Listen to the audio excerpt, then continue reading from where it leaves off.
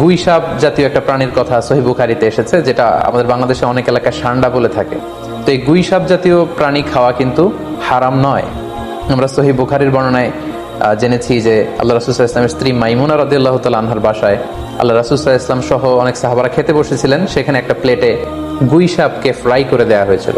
তো রাসূল সাল্লাল্লাহু আলাইহি ওয়াসাল্লাম খেয়াল না করে সাধারণ গোশত মনে করে সেখানে তিনি হাত দিচ্ছিলেন। তখন অনেক সাহাবারা, মহিলা সাহাবারা বললেন, ইয়া রাসূলুল্লাহ, এটা তো দব, এটা তো গুই সাপ। এই কথা শুনে আল্লাহ রাসূল সাল্লাল্লাহু আলাইহি ওয়াসাল্লাম সেখান থেকে হাতটা সরিয়ে নিলেন। তো এই দৃশ্য দেখে খালিদ ইবনে ওয়ালিদ রাদিয়াল্লাহু তাআলা আনহু উনি জিজ্ঞেস করলেন, ইয়া রাসূলুল্লাহ, গুই সাপ খাওয়া কি হারাম? হারামুন আদ-দাব্বু ইয়া রাসূলুল্লাহ, আপনি যে হাত সরিয়ে নিলেন, গুই সাপ খাওয়া কি হারাম? আল্লাহ রাসূল সাল্লাল্লাহু আলাইহি ওয়াসাল্লাম বললেন যে না, গুই সাপ খাওয়া হারাম নয়, তবে আমি এটা খেয়ে অভ্যস্ত নই, আমাদের এলাকাতে এটা পাওয়া যায় না, এজন্য আমি এটা খাচ্ছি না। তাহলে বোঝা গেল এক্ষেত্রে এটা রুচির সাথে সম্পৃক্ত।